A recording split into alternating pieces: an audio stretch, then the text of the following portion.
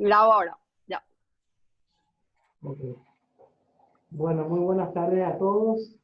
Quiero agradecer la presencia de todos ustedes, de todos los miembros del Instituto Paraguayo de Derecho Constitucional, y muy particularmente de las tres personas que integran el comité de evaluación, que son en esta oportunidad el profesor Rafael Tilisola, la doctora Lourdes Peroni y el profesor Jorge Silvero. Y por supuesto, darle también la bienvenida a, a esta disertación a la doctora Silvia Franco, quien, en cumplimiento de lo establecido por los estatutos del instituto y por el reglamento para la admisión de nuevos miembros, en esta sesión académica va a estar haciendo una disertación sobre los derechos sociales y su protección constitucional. Entonces, gracias Shirley por estar acá con nosotros. Quiero, antes de darle la palabra a ella, explicarle un poco la dinámica, referirme un poco a su trayectoria académica. Shirley es profesora de Derecho Constitucional y de Metodología de la Investigación Jurídica, tanto en la Universidad Americana como en la Universidad Nacional del Este. Es investigadora categorizada en el CONACYT. También es máster en estudios latinoamericanos por la Universidad de Salamanca y magíster en investigación científica con énfasis en métodos cualitativos y cuantitativos en la Universidad Autónoma de Asunción. Actualmente es doctoranda en Estado de Derecho y Gobernanza Global por la Universidad de Salamanca, así como también es doctoranda en Ciencias Jurídicas de la Universidad Iberoamericana. Shirley ha publicado varios artículos científicos en materia constitucional y actualmente también es relatora de la Corte Suprema de Justicia. Quiero recordar que Shirley ya pasó por la primera fase del proceso de evaluación, donde el comité evaluador dictaminó que ella cumplía con todos los requisitos básicos exigidos por el reglamento y por los estatutos, de manera que ahora estamos en la segunda fase del proceso de admisión, que es la disertación ante el Pleno del Instituto Paraguayo de Derecho Constitucional en sesión académica. Shirley fue propuesta como miembro para el Instituto Paraguayo de Derecho Constitucional por quienes habla. Yo tuve el gusto de conocerle a Shirley en dos cursos distintos que me tocó enseñar. Uno fue la especialización en Justicia Constitucional y Derechos Humanos, coordinada por nuestro amigo Robert aquí presente, y la otra fue justamente el doctorado en la Universidad Americana. Entonces, en dos ocasiones coincidí académicamente con ella y me pareció que era una buena idea sugerir su postulación al instituto. También la postula, a ver, ¿dónde está? No sos vos, Giovanna, ¿verdad? No, creo que es Adri Marecos. Adri Marecos. Adriana Marecos es la otra persona que le está postulando a Chile. Bueno, Chile, entonces, habiendo hecho esa presentación, te explico un poco la dinámica. Vos tendrías media hora, yo voy a controlar el tiempo, media hora, 25 minutos a media hora para hacer la presentación. Tengo entendido que preparaste un PowerPoint que vas a compartir con nosotros. Entonces, yo voy a quitar el modo de compartir pantalla. Y después de eso entraríamos en un periodo de preguntas y respuestas. La idea es no extendernos más allá de las 5:15 por el hecho de que muchas de las personas aquí presentes tienen compromiso. Entonces, excepcionalmente podríamos extendernos un poquito más si hace falta y si hay más preguntas. Bueno, entonces, dicho esto, Shirley, te cedo la palabra. Muchísimas gracias, doctor, y buenas tardes nuevamente a tan selecto auditorio. Confieso que estoy un poco ansiosa y tensionada también porque sé que el nivel del auditorio es bastante alto, entonces estoy sumamente exigida, ¿verdad? Agradecida por la postulación justamente del doctor Diego y la doctora Adriana Marecos. Entonces voy a hacer, me dice el anfitrión, inhabilitó la función de compartir pantalla, dice, a ver si puedo compartir. Me da verde, pero ahí está, ahí compartir. Bueno, está en formato PDF. Es un tema que yo lo vengo trabajando ya desde hace unos años, digamos, ya desde la maestría en estudios latinoamericanos que lo estaba haciendo en la Universidad de Salamanca. Y bueno, sigo andando en el mismo tema porque me apasiona. Esto lo estoy trabajando ahora actualmente en el doctorado en Estado de Derecho y también en el doctorado en Ciencias Jurídicas como uno de los capítulos de mi investigación de tesis. Entonces, les adelanto que las conclusiones serán aún preliminares a lo que yo estoy llegando, no todavía conclusiones en absoluto, porque una vez que concluya mi investigación recién, entonces la idea es presentar un poquitito de soporte teórico y algunas evidencias empíricas que pueden intentar explicar algunas de las teorías aquí expuestas. Por supuesto, no voy a agotar el debate porque este es un debate siempre intenso y constante sobre los derechos sociales fundamentales y su protección, la función de las Cortes Constitucionales y voy a hacer mención especial a nuestra realidad paraguaya también, que es el Poder Judicial paraguayo.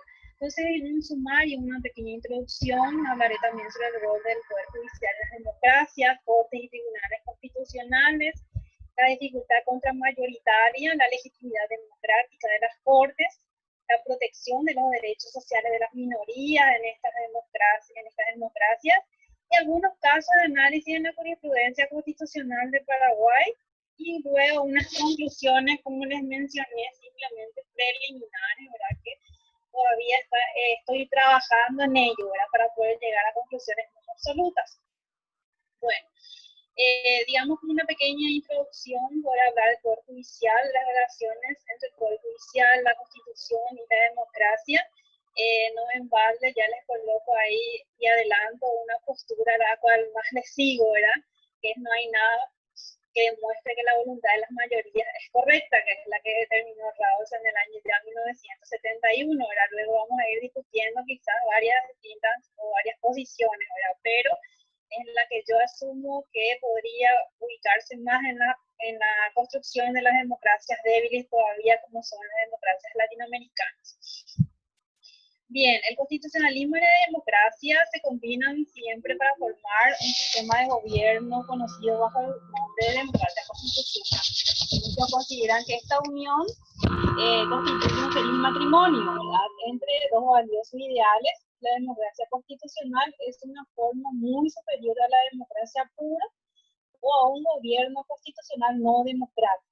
Sin embargo, este matrimonio no es tan sencillo, hay tensiones que hemos conocido a lo largo del debate académico, varias tensiones entre democracia, entre constitución, poder judicial y sobre todo la tensión que existe entre política y derecho. ¿Por qué? Porque debido a la expansión del constitucionalismo conduce muchas veces a la debilitación de la democracia.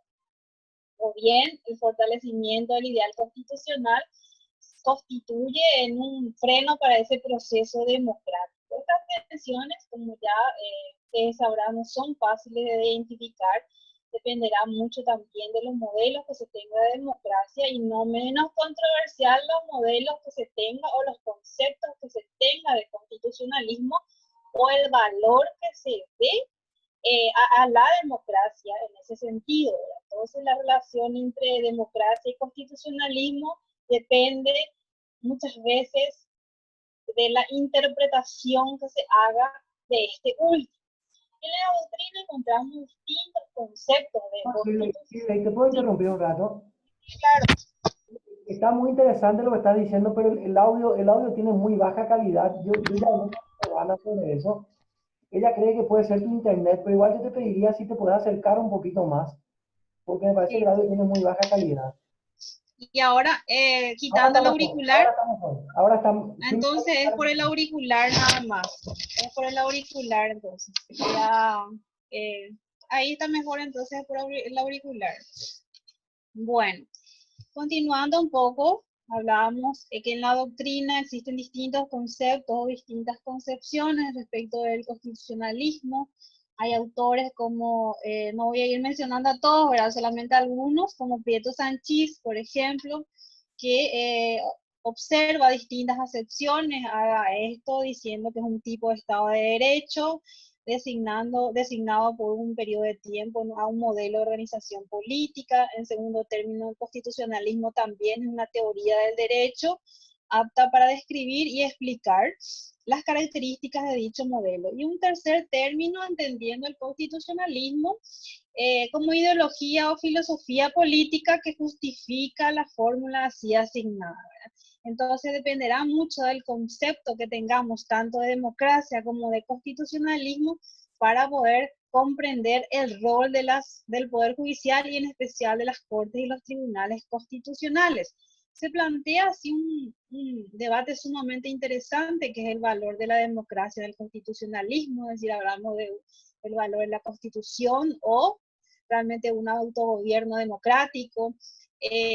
Observamos también el conflicto, es decir, el peso de la Constitución en la decisión de los conflictos, es decir, hablamos de una supremacía constitucional, esto es viable y solamente esto, en qué tipo de democracias podemos hablar de una supremacía constitucional o en todas. Y también otra cuestión no menos interesante que ingresa al debate, que es si la voluntad popular o la regla de las mayorías es la que se tiene que observar para la protección de la libertad individual frente al debate colectivo. La historia del constitucionalismo, este debate se dio en los sistemas políticos liberales iniciales, recuerdan ustedes, en el debate de Jefferson con Madison, ¿verdad? Que yo creo que ya no viene al caso, no voy a estar mencionando, pero sí algunas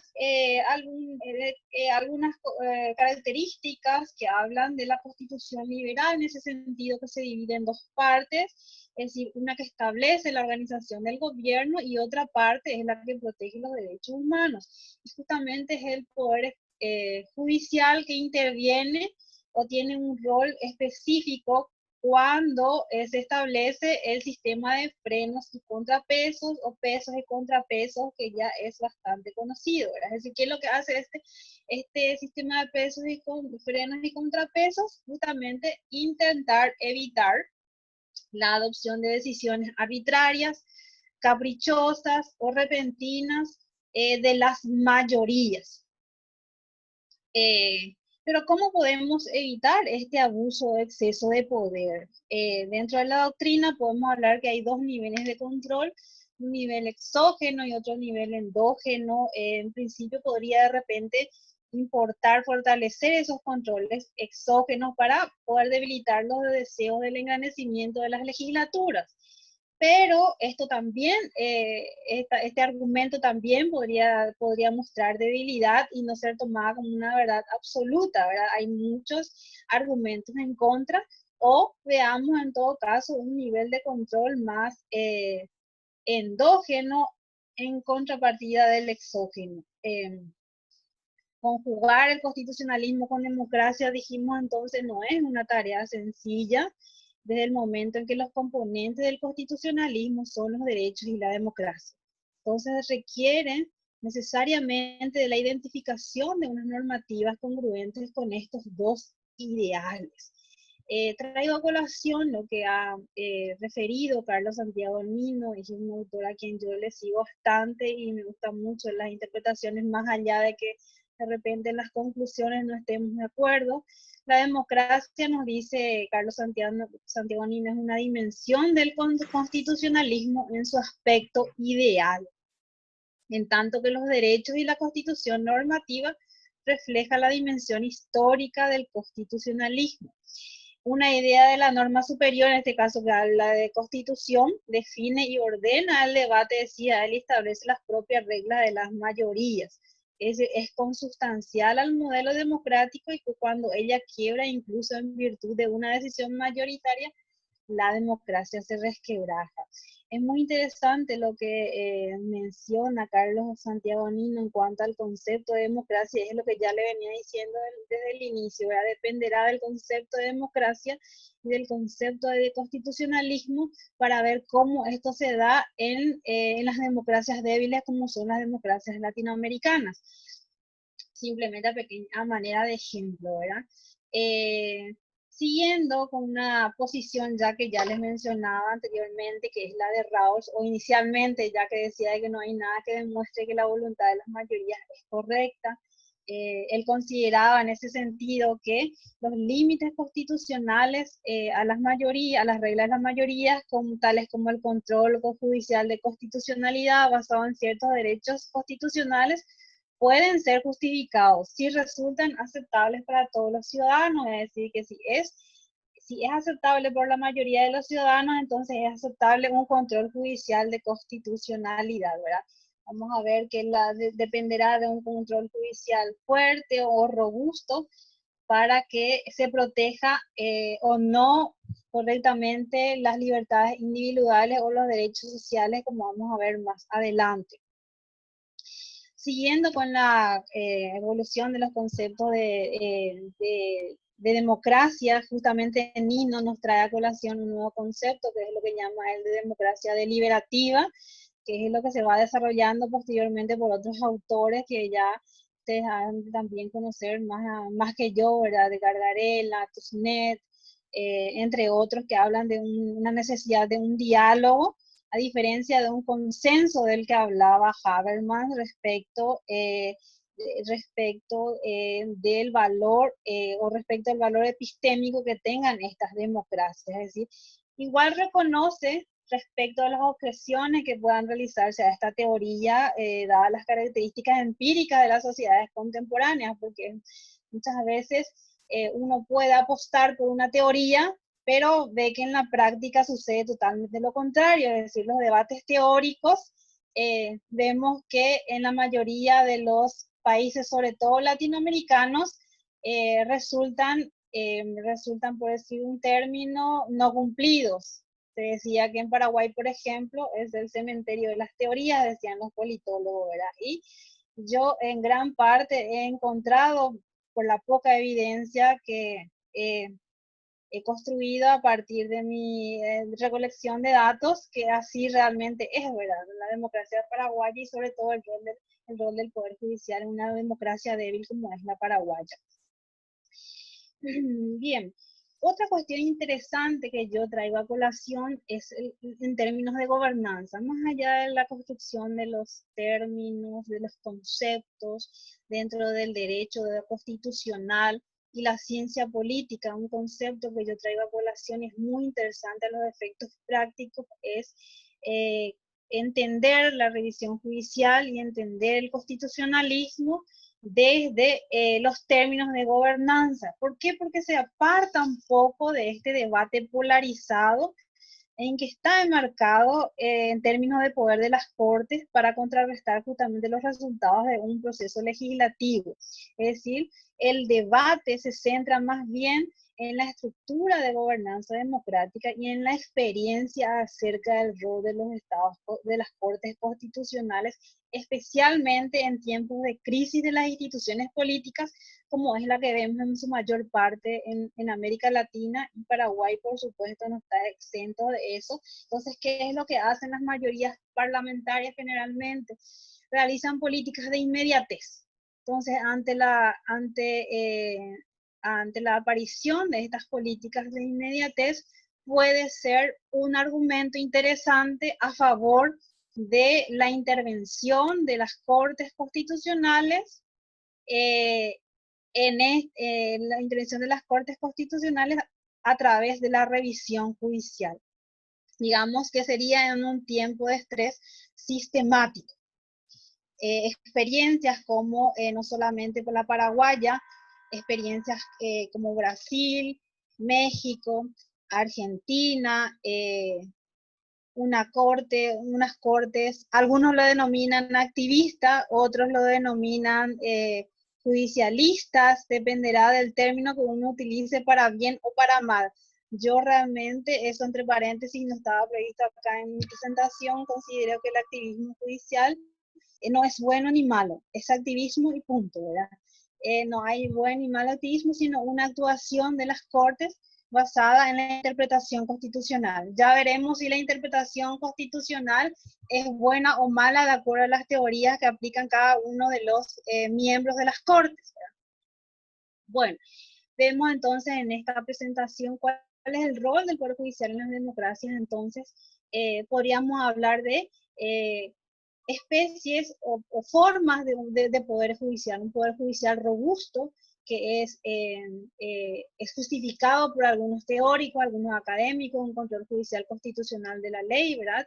Un poder judicial basado en una democracia deliberativa, que es lo que ya les mencionaba, Nino, Tusnet, Gargarella, para lograr y entender la vigencia de los derechos individuales. Incluso hablamos también en otros autores más nuevos, como Nienburg, que estaba trabajando bastante bien en la justicia en tiempos de cambio, un poder judicial representativo donde se satisfagan las demandas no insatisfechas, y un poder judicial iluminista, que es lo que nos decía Barroso, que es un miembro del Tribunal Supremo de Brasil también, que es muy interesante la observación que él realiza, un rol del Poder Judicial donde habla de avances sociales que aún no han obtenido una adhesión mayoritaria, pero sin embargo que también se observa en el trabajo de las Cortes, es decir, hay un amplio número de rol de Poder Judicial en las democracias. Dependerá de la evidencia empírica a cuál se va acogiendo. Y nos decía Barroso que la justicia constitucional puede ser un espacio incluso de legitimación discursiva o argumentativa de las decisiones políticas, es decir, habla un poco de un argumento también a favor de la revisión judicial, pero no una revisión judicial fuerte, sino más bien de carácter legitimativa de su rol. No podemos dejar de mencionar lo que es la dificultad contramayoritaria, que no es tampoco un asunto sencillo de abordar. ¿Por qué? Porque en un Estado constitucional se permite una rectificación del concepto de democracia basado en el poder de las mayorías, es decir, ese concepto de democracia liberal que ya habíamos aprendido a partir de la independencia de Estados Unidos y los debates generados por Madison, por Jefferson, etcétera, en una democracia liberal se introducen otros conceptos como el respeto de los derechos humanos, incluyendo a estas mayorías. Es decir, no podemos dejar de observar que existen unas minorías, pero unas minorías que no son tan minorías, como vamos a ver. Finalmente hay minorías que se constituyen en mayorías. Y al final, ¿dónde se queda entonces la regla de las mayorías que hablaba de una democracia liberal? La pregunta después subyace, la democracia no solo son reglas sobre quién y cómo se decide, sino también implica reglas sobre qué se debe y qué no se debe decidir. Hay una amplia gama de derechos sobre los cuales tenemos que, es importante analizar y sobre todo saber quiénes van a tomar decisión sobre esas mayorías, o minorías, perdón. La dificultad mayoritaria, ustedes ya saben, viene de la denominación puntual de Alexander Bickel, que desarrolló toda su teoría de la dificultad contramayoritaria y el rol de las Cortes, para referirse justamente al papel significativo de los jueces. ¿Por qué? Porque, como habíamos hablado, desafía esa concepción tradicional de la división de poderes. Posteriormente, Alexander Bickel también asumió las debilidades de su postura, ¿verdad? Y se fueron sucediendo algunos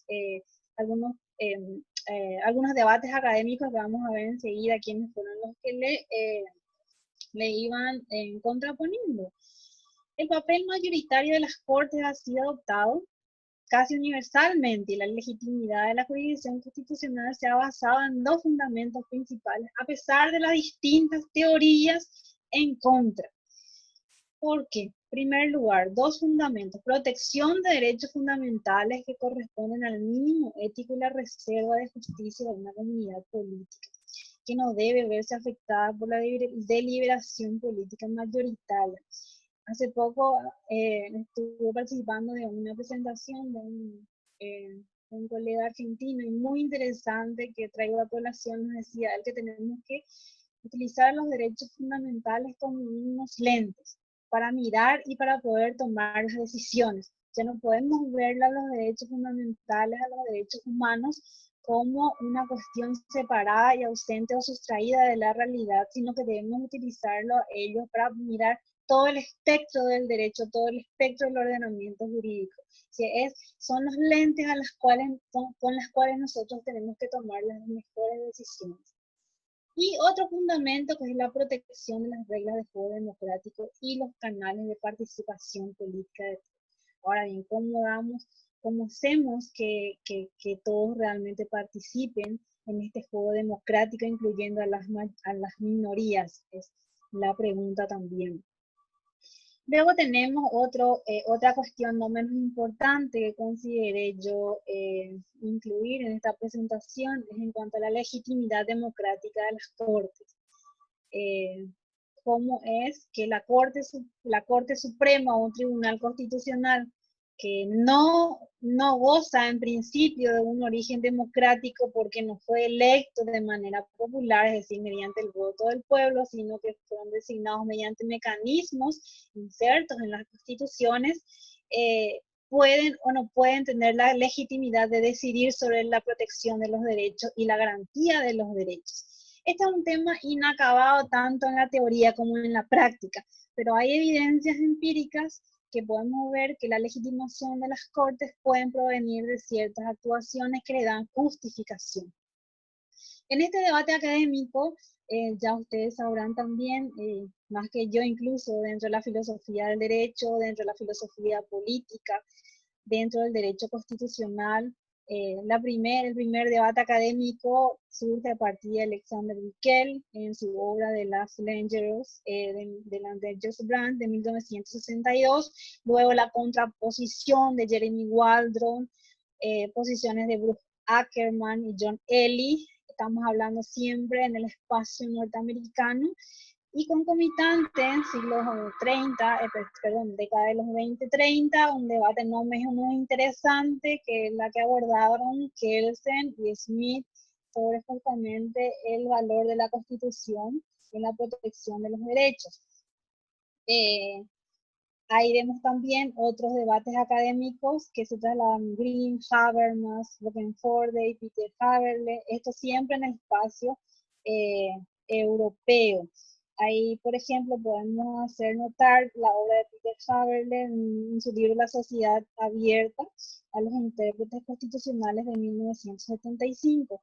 Y en un ámbito más regional latinoamericano, tenemos el debate académico de Carlos Santiago Nino, Garzón Valdés, Farrell, es lo que más se destaca, los trabajos realizados sobre todo por Carlos Santiago Nino, donde en su segundo trabajo de 1989, pues tiene varias obras, ¿verdad?, propone un constructivismo epistémico que rechaza por principio la institución del control constitucional de las normas, pero se aboga por un diálogo epistémico, diálogo democrático. Miro bastante también con un ojo crítico en la cuestión de la revisión judicial. Pasamos entonces, sin detenernos mucho, porque el tiempo también nos apremia, a los derechos sociales, que es el tema que más he trabajado en cuanto a la evidencia empírica. ¿Quiénes deben proteger? ¿Quiénes son las minorías? El concepto de minorías también es bastante controvertible. Se toman en cuenta no solamente desde el punto de vista del lenguaje, sino sobre todo de sus características. Es decir, un dilema importante que se presenta en los estados constitucionales es respecto a la protección de estos derechos, para los cuales es necesario establecer la definición de qué son los derechos sociales. Una definición interesante que habla Cruz Parcero es de que serían derechos prestacionales. Como no son derechos establecidos en la Constitución, pero necesitan que se realicen en la práctica. Si son aquellos que en lugar de satisfacerse por el sujeto obligado, en este caso el Estado, requiere una acción positiva que se traduzca en la prestación de un bien y servicio. De hecho, tenemos muchas posturas en contra, tenemos ahí el enfoque utilitarista, tenemos el análisis económico del derecho, que también señalan y cuestionan esta postura, ¿verdad? Evidentemente, cuando hay una acción positiva, una prestación de un servicio que tiene que realizar el Estado, por supuesto, tiene consecuencias económicas para el propio Estado, ¿verdad? Perdón, Y ahí Shirley, vemos... perdón que te interrumpa. Tenés 5 minutos, Shirley. 5 minutos. Sí, sí, genial. Bueno, voy entonces un poquito más rápido para ver la evidencia empírica. Ya hablamos de los derechos sociales.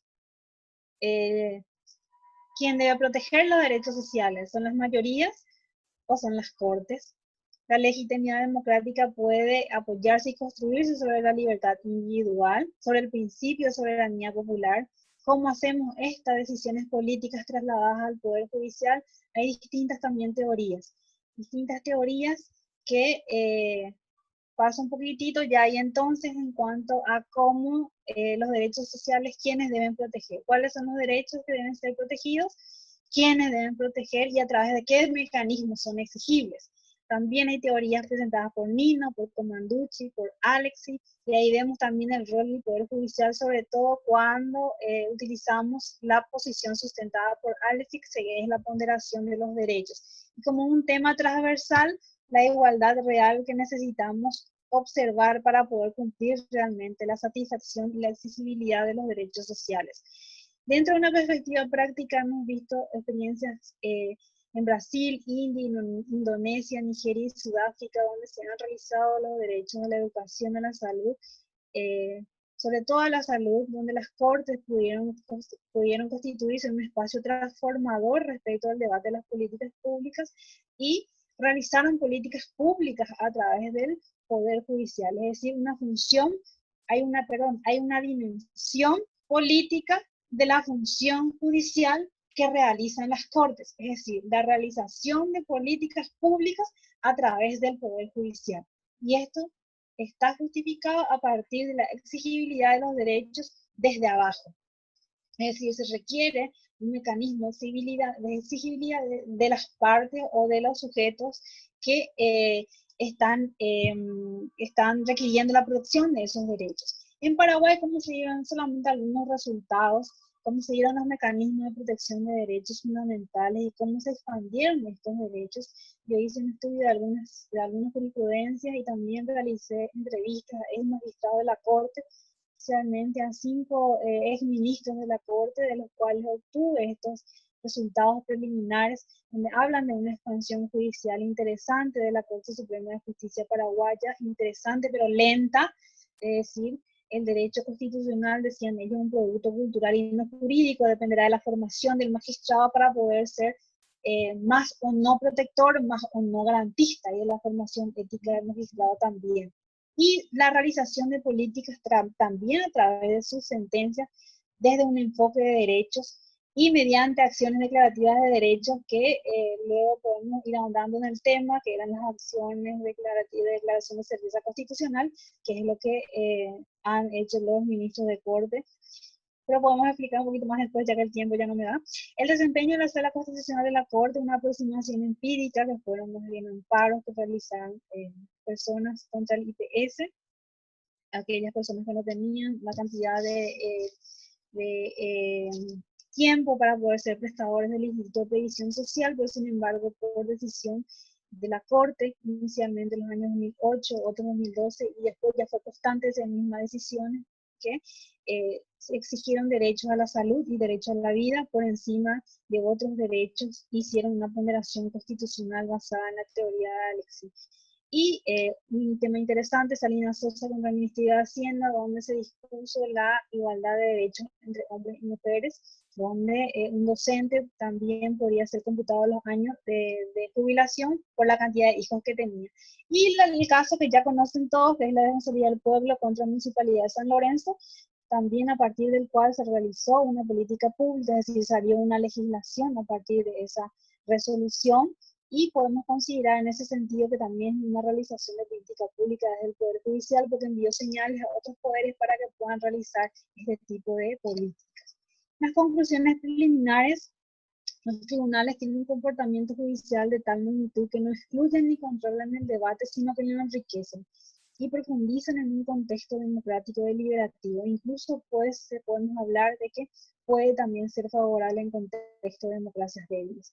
La exigibilidad de los derechos tiene un valor importante en ese sentido, en este tipo de democracias, porque puede ayudar a mejorar la calidad de ella. Hay una presencia mayor de la actividad judicial en la sociedad, lo cual es positivo, Y aunque en Paraguay la expansión sea mínima, se observan interesantes trabajos, interesantes sentencias que podemos decir que hay un cambio importante, un empoderamiento incipiente, un rol más activo del Poder Judicial que legitima los derechos fundamentales. Y estas son algunas referencias, pues son muchas, entonces no, ya no coloqué más. Muchas gracias.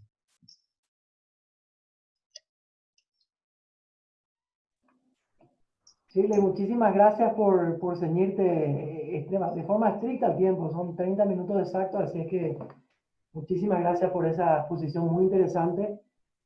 Obviamente que por razones evidentes no puedo emitir juicio de valor sobre tu exposición, pero sí ahora vamos a abrir eh,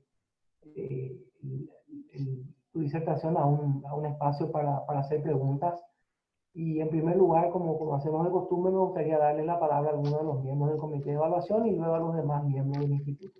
Y que Jorge Silvero levantó la mano. Hola, sí, buenas tardes. Estuve acá escuchando con mucha atención la disertación de Shirley Franco, la doctora Franco.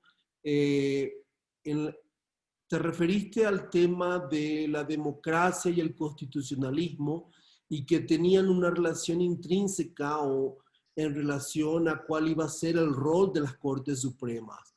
Más allá de la doctrina que citaste y que a los autores que citaste, a mí me interesa saber más sobre tu opinión sobre la Constitución de 1992. ¿Cuál es el concepto de democracia que subyace en la Constitución paraguaya? ¿Cuál es el concepto de constitucionalismo que subyace en la Constitución paraguaya? Y en qué medida estos dos conceptos, así como tú dijiste, determinan un determinado rol de la Corte Suprema paraguaya. ¿Favorecen algún determinado rol? ¿Limitan otro determinado rol? Ese tipo de vinculación me gustaría si podías explayarte un poquito más. Sí. Si bien las conclusiones aún no pueden ser, como les dije, absolutas y concluyentes, creo que como en principio la Constitución establece un Estado social de derecho, hablamos de una democracia social, una democracia participativa, yo creo que incluye a las minorías y respeta los derechos fundamentales, y creo que el rol del Poder Judicial, a pesar de que hay una mezcla ahí de fórmulas norteamericanas con fórmulas austriacas, es decir, de fórmulas europeas, igualmente puede servir para que realmente se hagan políticas públicas del Poder Judicial. Pero dependería no solamente del tipo de democracia y constitucionalismo que tenemos en la Constitución, sino esencialmente del valor que tengan los magistrados de la Corte para poder decidir cómo corresponde y que hagan unas interpretaciones de acuerdo a doctrina, de acuerdo a las teorías de interpretación constitucional correctas, porque en lo que me cupo observar realmente las interpretaciones no son del todo coherentes. Una pregunta aparte. El artículo 248, creo que es de la Constitución, habla de un rol determinante de la Corte Suprema, del Poder Judicial como custodio de la Constitución. ¿Qué reflexión te merece ese rol constitucional que está establecido en nuestra Constitución? Sí. La verdad, el rol constitucional, sí, voy a mirar un poquitito el artículo 248 para siempre que vamos a rememorar los artículos para no... 247 le decirle. 247 es la independencia, ¿verdad? No. De la función y la composición. Bueno, la Corte Suprema de Justicia o el Poder Judicial interpreta, pero no es la única intérprete.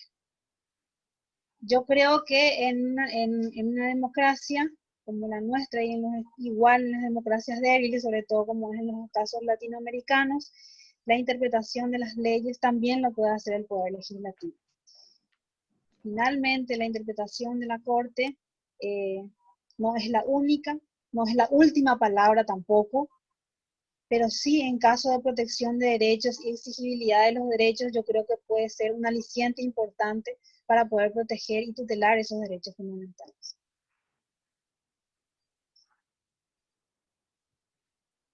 Gracias.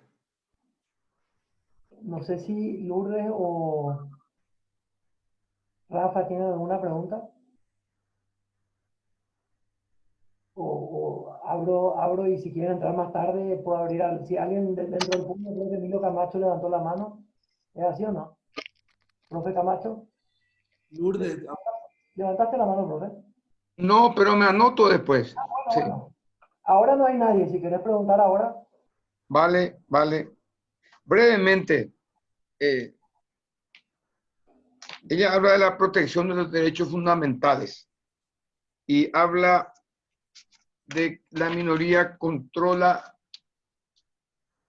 a las mayorías como una función de un tribunal o una legitimación del Tribunal Constitucional. Yo te preguntaría, Shirley, porque fue muy clara tu exposición, muy clara, hay que decirlo. Entonces te pregunto, ¿y no es más grande el riesgo que una minoría controle a una mayoría?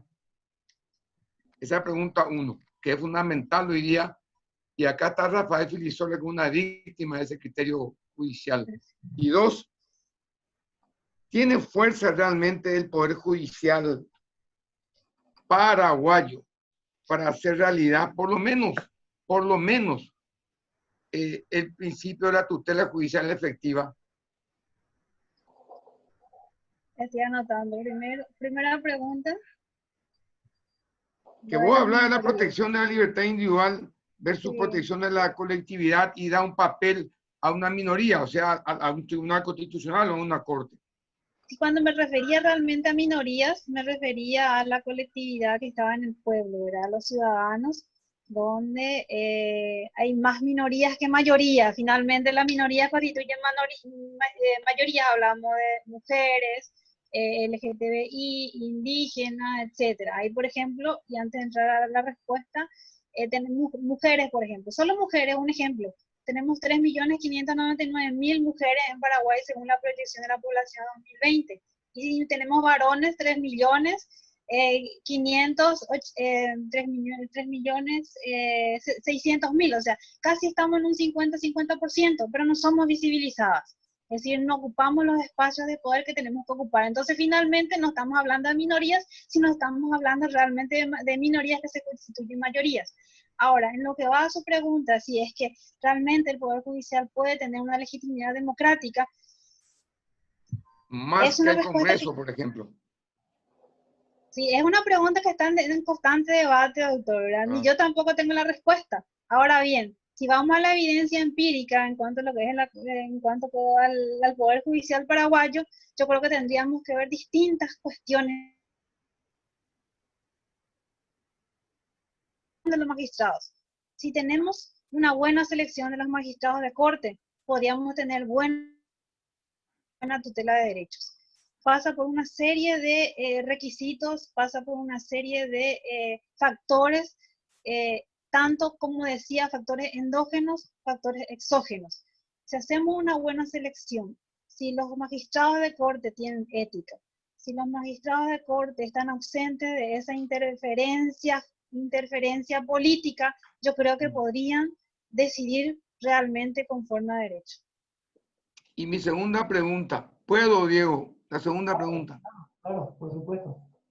Gracias, Diego.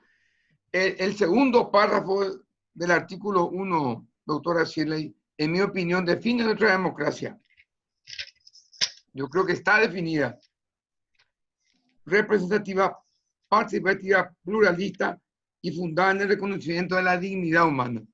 Sí. En la misma línea que planteó Jorge, ¿qué reflexión te merece? ¿Qué es? ¿La ideología constitucional en nuestra doctrina, en nuestra definición nomás? No, de hecho que es la que nos define a nosotros como Estado, ¿verdad? Estamos hablando de una democracia representativa, participativa y pluralista, pero no podemos dejar de observar en el fundamento que dice esos tres aspectos de la dignidad humana.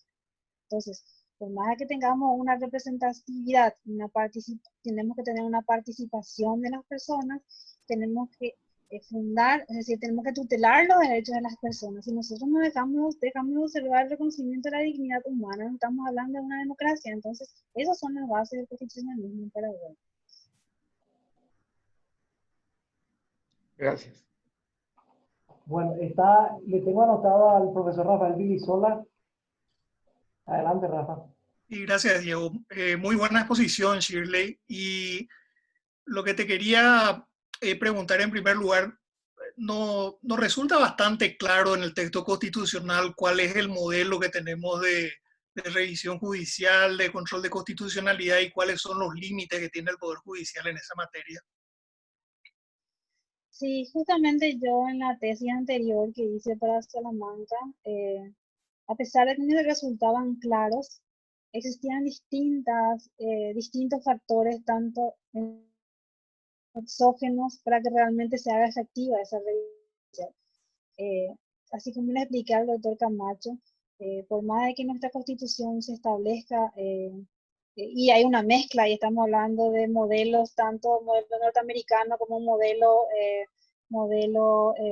europeo, hay una mezcla ahí que finalmente es un control híbrido de constitucionalidad.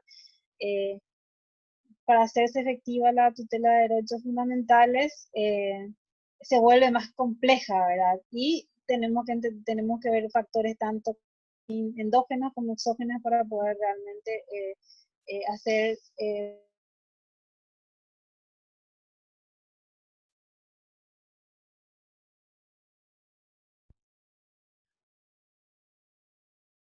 Yo no estoy escuchando, ¿no? ¿No me escuchaste? La última parte no sé si el resto escucha. No, puedo repetir sin problema. La última parte es la que te congelaste un poquito. La última parte. Sí. Se congeló un poquitito. Decía que si bien es cierto, hay una mezcla en cuanto a la revisión judicial establecida en nuestra Constitución, tanto el modelo norteamericano como el modelo europeo, es bastante claro en ese sentido, pero eso hacen de que este sistema no funcione como tiene que funcionar. O hacemos uno o hacemos otro. Entonces es difícil. Y no solamente esos factores endógenos, es decir, dependerá mucho también de los integrantes de la Corte para ver en pocas palabras si se animan a realizar lo que tienen que realizar, porque hasta ahora yo no veo que hay unas perspectivas de cambio muy notables, salvo aquellos que ya he mencionado. ¿Puedo continuar, Diego? Claro. Por poner un ejemplo muy puntual, ahora el gobierno está impulsando una reforma de la ley de la función pública. Esa reforma se hizo, lo que se está discutiendo actualmente es más o menos lo mismo que se planteó con la ley vigente hace cerca de 20 años. Esa ley no entró en vigencia plenamente porque se hicieron literalmente miles de acciones de inconstitucionalidad, se impulsaron, y ya sea por medidas cautelares o por sentencias en esas acciones de inconstitucionalidad se generó una situación en la cual una parte del funcionariado público tuvo como marco legal la ley actual 1626 y otra parte del funcionariado público tuvo un marco legal totalmente distinto. O sea, eso es compatible, ¿te parece compatible con el modelo que tenemos de control de constitucionalidad? Ya me metí en un aprieto, doctor, porque yo estoy dentro del Poder Judicial. No, pero ya son procesos finiquitados hace tiempo. Bueno, y si vamos a la interpretación de que lo que decidieron anteriormente, nosotros no podemos ceñirnos a lo que se dijo solamente en la Constitución del 92 expresamente. Es decir, no necesariamente tenemos que atenernos a aquellos que se decidieron en aquel tiempo. El derecho va evolucionando y tenemos que interpretar acorde a las nuevas realidades. Si las nuevas realidades nos dice que tenemos que proteger ese tipo de derechos fundamentales, pues tenemos que proteger.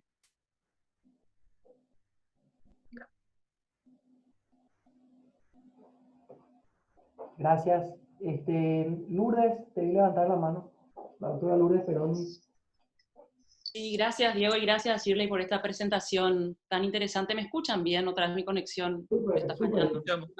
Ok, genial. Gracias Shirley por esta presentación tan interesante. Yo quería volver al tema de las minorías y me preguntaba durante tu presentación qué criterios o qué factores estás utilizando para entender el concepto de minoría, si es una cuestión numérica, si es una cuestión de poder, paridades de poder o de ubicación, por ejemplo, en las relaciones de poder. ¿Qué criterios, qué factores para entender a las minorías? Y después, si en los casos que estudiaste, podrían ser los casos paraguayos, por ejemplo, que mencionaste al final, ¿viste algún tipo de vínculo con la protección de las minorías y el pluralismo democrático? Y si tenés tiempo también con la igualdad real de la que mencionaste en una de las slides. Gracias. Sí. El concepto de minorías tiene algunos rasgos característicos que, si me permiten poner otra vez en la presentación para responder lo que la doctora mencionó, que yo pasé de largo por el tiempo, ya que no me dio más el tiempo para poder hablar de ello. Poner otra vez algunos rasgos definitorios, rasgos característicos de lo que es minorías, porque hay distintos conceptos de minorías, así como la doctora misma mencionaba, ¿verdad? Cuando hablamos de minorías, podemos hablar de este tipo de rasgos característicos, porque en el lenguaje de derecho hay distintas concepciones. Se trata de una colectividad humana diferenciada dentro del territorio de un Estado, presumiblemente minoritaria en número y desde luego se halla en una posición no dominante, es decir, hablamos entonces del concepto contrapuesto a lo que son las mayorías, donde las mayorías son dominantes, donde en una democracia clásica son las que realmente responden a la toma de decisiones políticas. La noción de minoría parece tener como base un sustrato de hecho a partir de características inmodificables en apariencia y que no dependen de la voluntad de los individuos que forman la colectividad, y este sustrato de hecho ha de traducirse en una cultura más o menos diferenciada. Algunos de los elementos al menos ha de resultar discorde conflictivo en las instituciones dominantes. Entonces, en el concepto de minorías que yo estoy presentando es el concepto contrapuesto a las mayorías, en este caso a las que toman las decisiones políticas. Estas minorías no se ven representadas en los estratos de poder, vemos muy poca representación en cuanto hablamos de democracia representativa. Daba el ejemplo, el caso de las mujeres, solamente tenemos un 20% según el código electoral para poder estar para poder tener representatividad. Y ese es simplemente uno de los ejemplos, ¿verdad? Y que a través de la tutela de derechos fundamentales se podría realizar, es decir, a través de exigibilidad de los derechos, yo creo que bien se podría utilizar para poder obtener ciertas respuestas a estas minorías. No estoy hablando de las mujeres, porque yo sí creo que considero eso, que tiene que haber una reforma legislativa, pero sí a otras minorías que fueron eternamente relegadas, no sé, el caso del LGTBI, comunidades indígenas, es decir, no hay una respuesta estatal como debería del Poder Ejecutivo y del Poder Legislativo hasta lo que yo veo. Y bien se podrían ejercitar al Poder Judicial para poder obtener respuestas. Yo no digo que el Poder Judicial le tenga que ordenar al Legislativo ni al Ejecutivo, no, pero sí que le envíen señales diciéndole esto hay que hacer, esto hay que hacer, por lo menos establecer algunas políticas o delinear algunas políticas que se podrían realizar desde los poderes representativos.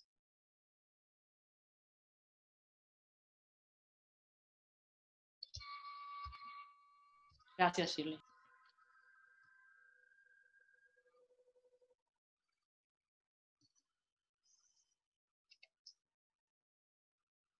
Tu micrófono está apagado, doctor Diego. Perdón, si no tenés otra pregunta, Lourdes, veo en el chat. Para los que no saben, hay una función de chat ahí abajo. Ahí se pueden anotar o pueden levantar la mano. Yo voy a tratar de ver las dos cosas. Veo que está Rodrigo ahí anotado. Si querés, Rodrigo, hacer una pregunta. Bueno, muy buenas tardes a todos. Como siempre, un gusto estar acá. Felicitaciones, Shirley, por tu exposición. Me llamó la atención que mencionaste las decisiones o las interpretaciones poco coherentes de la Corte, y te quería preguntar sobre eso. ¿Cuáles son los criterios que utiliza la Corte, si es que eso ya abordaste a lo largo de tu tesis, los criterios de la Corte para la protección de los derechos en general o sociales, si es que lo preferís? Y si no lo identificaste, si no pudiste identificar criterios claros, ¿qué relación eso tiene con la coherencia?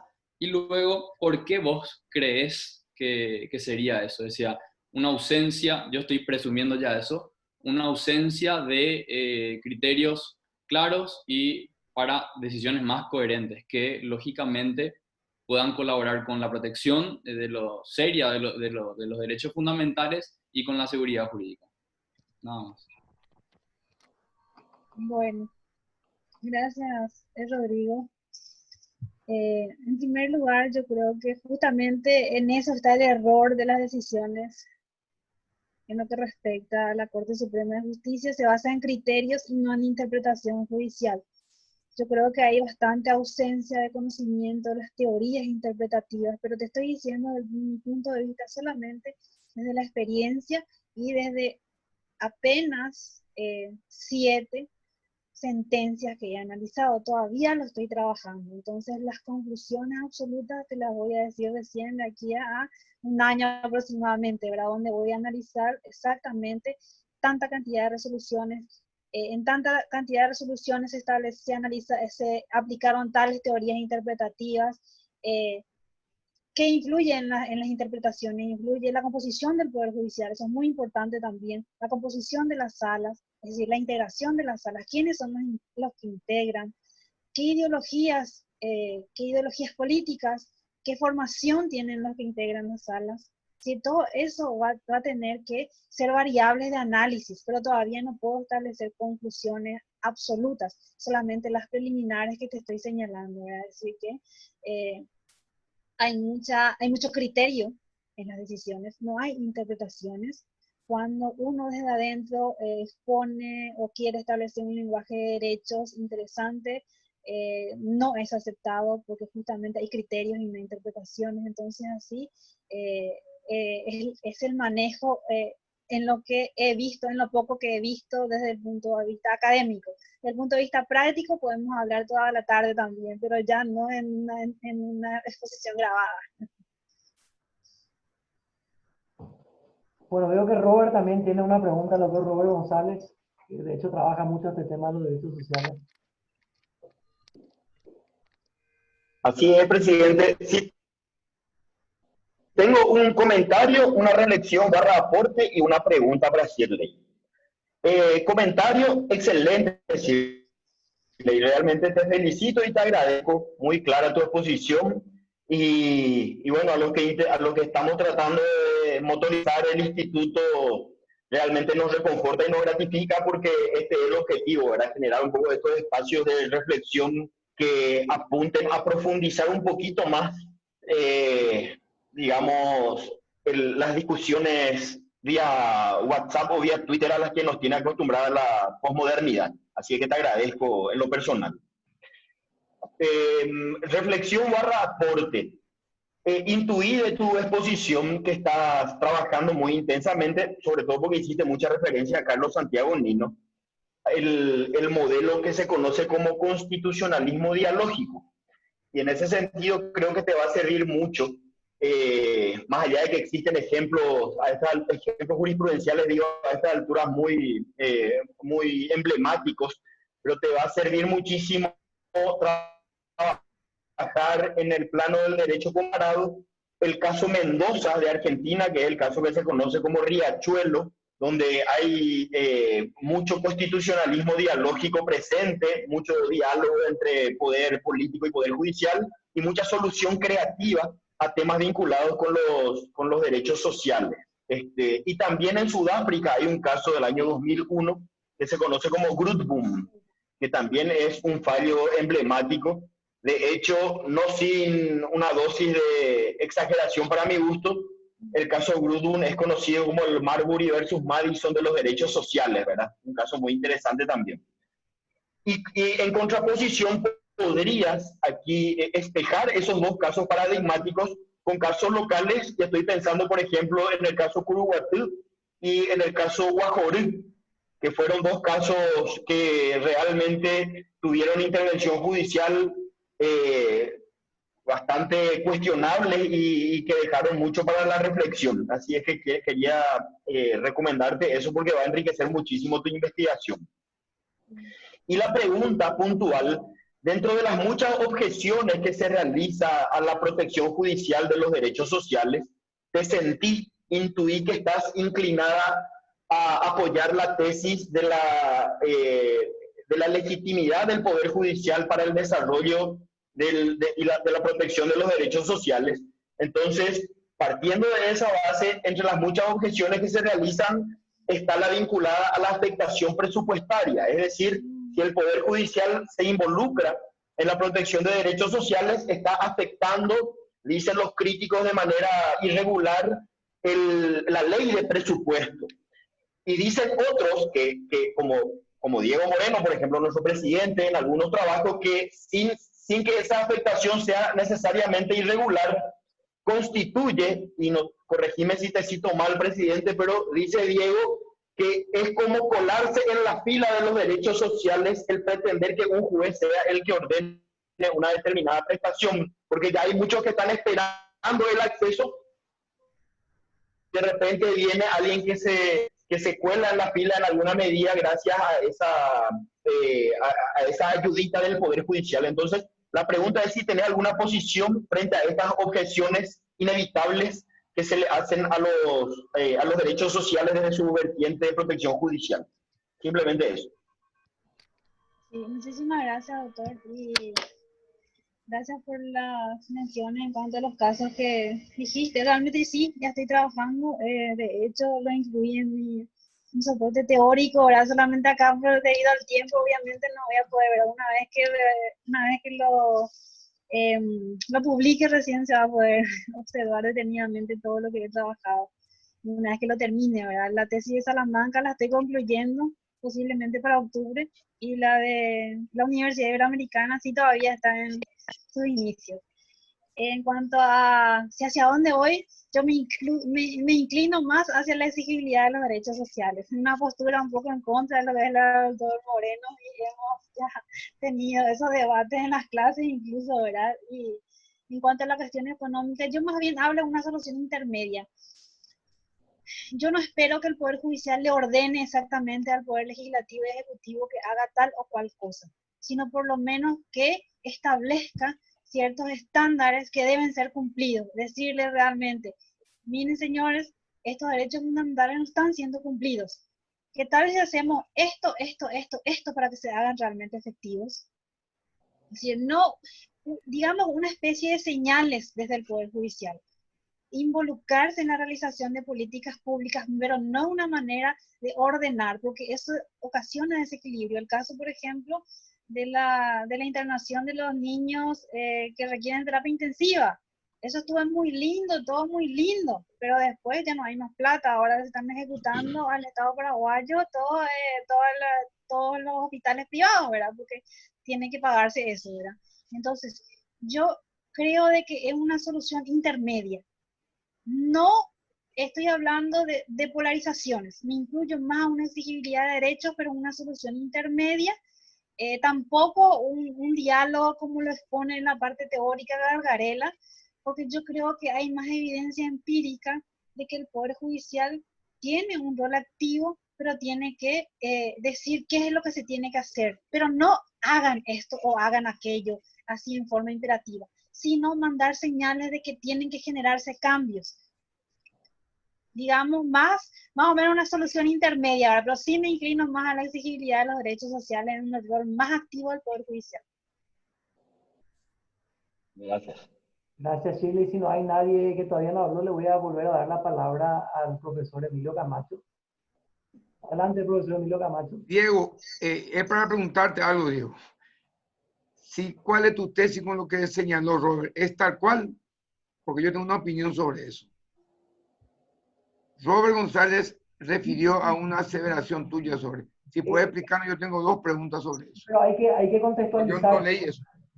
Lo que yo dije una vez en una clase es que, haciendo una especie de metáfora, que viene alguien, te promueve un amparo y el Estado ahí tiene un sistema, dentro de sus carencias y limitaciones, tiene un sistema donde la gente se anota y se brindan estas prestaciones, y alguien consigue algo a través de un amparo, de repente, y esto hay estudios empíricos, porque Chile trabaja muy bien la parte empírica.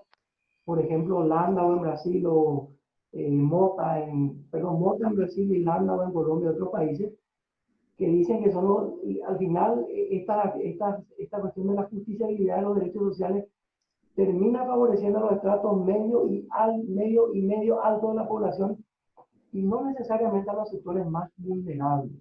Y hay evidencia empírica sobre eso. Más o menos, para contextualizar un poquito más, no quiero más sacarle el protagonismo a Chile que hoy es su charla, ¿verdad? Pero, gracias, doctor. Bueno, entonces, dicho eso, ya que estoy hablando, me gustaría, Chile, hacerte dos preguntitas. Bueno, sí, obviamente que por diálogo que hemos tenido anteriormente, muy enriquecedores, tenemos algunos puntos de vista divergentes sobre estas cuestiones, y creo que, como decía en la charla anterior, esto es lo lindo del IPDC, creo que es un grupo muy plural donde tenemos gente que tiene posiciones teóricas y académicas de diferentes signos, creo que eso enriquece mucho. Yo tengo dos preguntas, una o dos reflexiones, y si tienen alguna reacción sobre esto.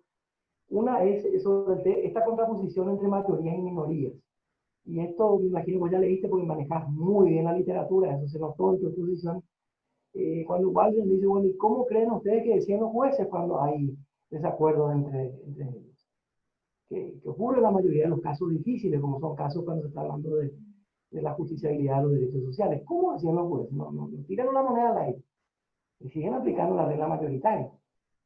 Entonces acá ocurre que por decisiones 2-1 de la Sala Constitucional se están tomando decisiones muy gravitantes para nuestro sistema político. Y si eso te produce algún tipo de reflexión. En segundo lugar,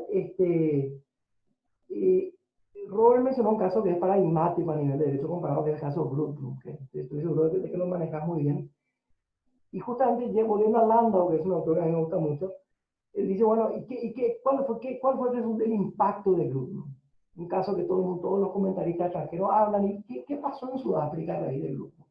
¿Cambió realmente en algo la situación social de muchas de las personas años después del Grundtvig? ¿Qué es lo que cambió? Y la verdad que no se ve empíricamente un cambio muy sustantivo. Entonces lo que dice Landau es que para que realmente se pueda producir un cambio más sustantivo, necesitamos que ese Poder Judicial no solamente marque la pauta, y creo que comparto contigo, yo creo que eso del modelo dialógico, eso no va conmigo, yo creo que eso es más lírico que otra cosa.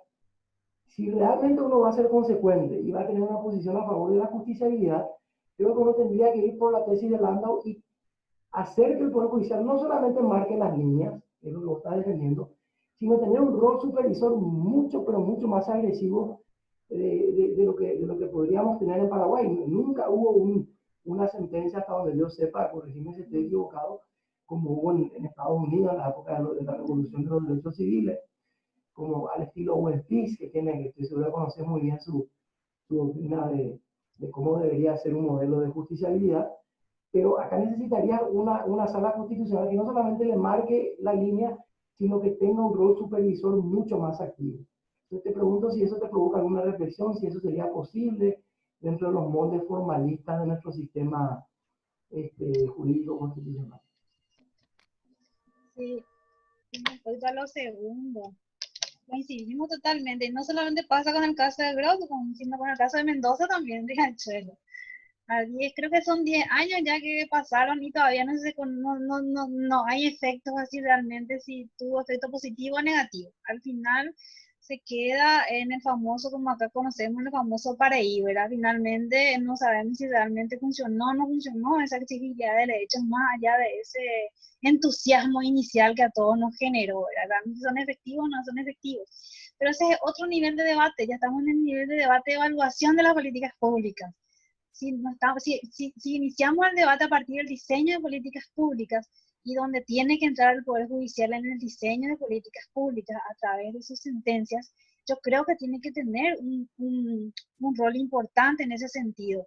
Y para poder marcar pautas, hablamos de factores endógenos y exógenos. Yo creo que es muy importante la composición de la Corte. Si hay una buena selección de la Sala Constitucional, una buena selección de ministros de Corte, si tenemos una buena Corte, realmente se pueden generar cambios. Pero si se mantienen este tipo de selección de jueces, estamos muy mal. Yo también hice mi tesis, una parte en lo de España, de selección de jueces, ¿verdad? Y el problema está también gran parte ahí. La cuestión no pasa solamente por un nivel normativo, constitucional de diseño. Pasa muchas veces cómo se dan esos procesos para poder obtener o llegar a la ejecución de esas políticas públicas. Y con respecto de las minorías que me decías, a ver si realmente hablamos ya de legitimidad de las cortes. Yo más me inclino a la posición argumentativa de Alex, y si bien podemos también hablar muchas horas acá en su cuanto a la posición de Alex, ¿verdad? Porque también él mismo reconoce la debilidad, pero si hay una argumentación interesante, una argumentación coherente, una argumentación válida, yo creo que por ahí podría venir la legitimidad de las cortes, más allá si es o no representativa, si es o no por voto popular. Podemos incluso llegar a discutir después si realmente podemos hacer un cambio constitucional y que los ministros de corte sean elegidos a través del voto popular, ¿por qué no? Y ahí lograríamos la legitimidad si quisiéramos, pero van a entrar realmente gente proba, realmente gente que vale la pena, realmente gente que sepa de derecho. Yo creo que son hombres de derecho, hombres que, o sea, pasaremos más bien por un buen proceso de selección para que realmente tengamos los buenos cambios en las políticas del Poder Judicial, en las políticas públicas desde el Poder Judicial. Gracias, Shirley, muy amable. No sé si hay alguien más que quiera hacer una pregunta. En su defecto, creo que podemos dar por son las 5:15, ya casi sé que estamos bien dentro de la hora. Si nadie más tiene una pregunta, daríamos por cerrada esta sesión académica del Instituto mandatada por nuestros estatutos para escuchar la disertación de la doctora Sierra, quien actualmente es postulante a miembro del IPS. Yo quiero agradecerle a Shirley por su presentación, por su tiempo, por la dedicación, porque se nota mucha preparación y dedicación para esta presentación. Quiero agradecer también a los miembros del comité de evaluación, que siempre están muy dispuestos a dar su tiempo y están acompañando este proceso de renovación de los cuadros del instituto con mucho entusiasmo. Y también quiero agradecer, por supuesto, la presencia de todos y cada uno de los miembros del instituto que nos acompañan en la tarde de hoy. Creo que fue una tarde muy interesante, con ideas muy enriquecedoras. Creo que esto es lo que nutre y le da vida al instituto. Y también agradecer a nuestro invitado, que es el doctor Rodrigo Ayala Miret, que se hizo presente aquí en la tarde de hoy. Entonces creo que con eso podemos clausurar la sesión. Muchas gracias.